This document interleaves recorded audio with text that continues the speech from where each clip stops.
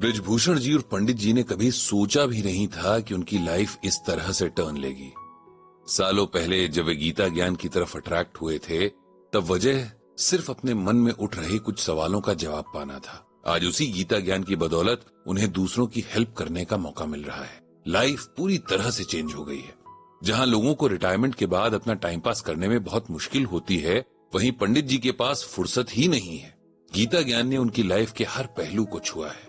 अब अगर वे पीछे मुड़कर देखते हैं तो सोचते हैं कि जिंदगी के ज्यादातर चीजों में वे उन चीजों के लिए परेशान रहे जो कुछ थी ही नहीं।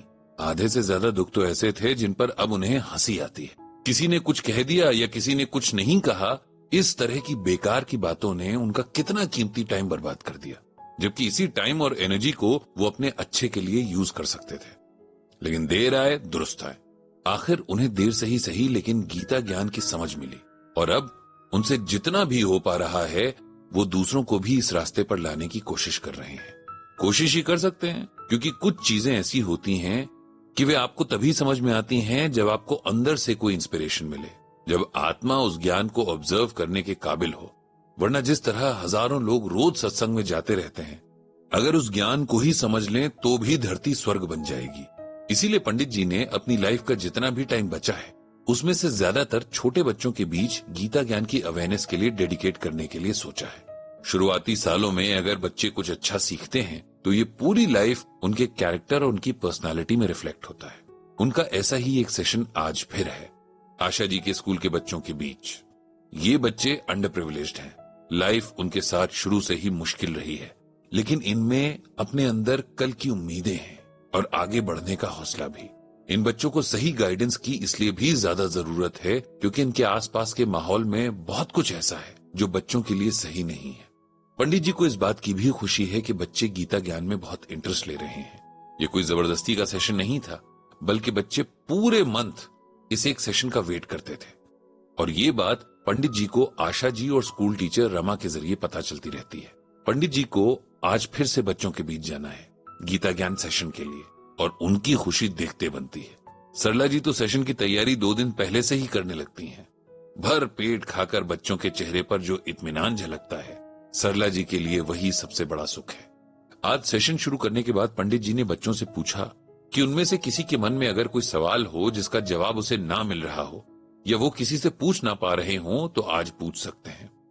पंडित जी का इतना कहना था कि 4th क्लास का छोटा सा बच्चा रोहन उठा और उसने पंडित जी से पूछा कि हमको हमारी टीचर कहती हैं कि हमेशा दूसरों की हेल्प करनी चाहिए, लेकिन हमारे खुद के पास इतने सारे काम होते हैं, तो फिर हम क्यों दूसरों की हेल्प करें। पंडित जी ने रोहन से कहा कि उसका सवाल बहुत अच्छा है और उसका जवाब देने से पहले वो एक कहानी सुनाएंगे। फिर पंडित जी ने बच्चों को ये कहानी सुनानी शुरू की। बहुत पुरानी बात है। एक शहर में एक सेठ रहता था। सेठ की एक बहुत बड़ी दुकान थी जहां से दूर पहाड़ के गांव तक वो सामान पहुंचाया करता था। तब आज की तरह रोड्स और गाड़ियां तो थे नहीं, इसीलिए सामान ले जाने के लिए घोड़ों का इस्तेमाल होता था।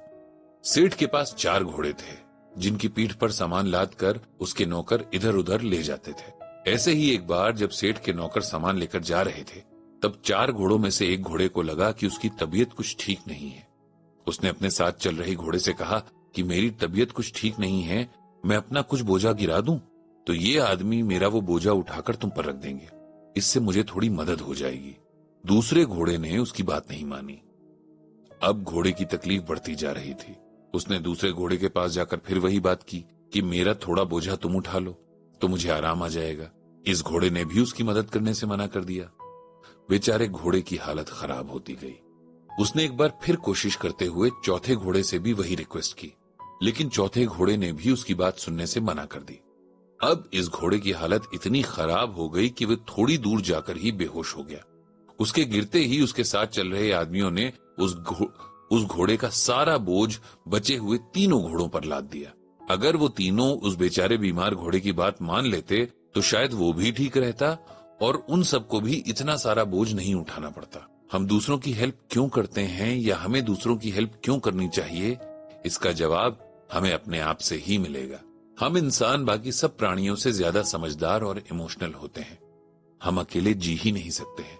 हम में से हर किसी को कभी न कभी किसी न किसी की हेल्प चाहिए होती है, और हेल्प करना एक ऐसा गुण है जिससे हम दूसरों के साथ साथ खुद भी अच्छा फील करते हैं। इसीलिए जहां हो सके और जितनी हो सके हमेशा दूसरों की हेल्प करनी चाहिए। लेकिन एक बात है जो हमें याद रखनी है, वो ये है कि कभी भी किसी की हेल्प इसलिए नहीं करनी है कि हमें बदले में कुछ मिलेगा।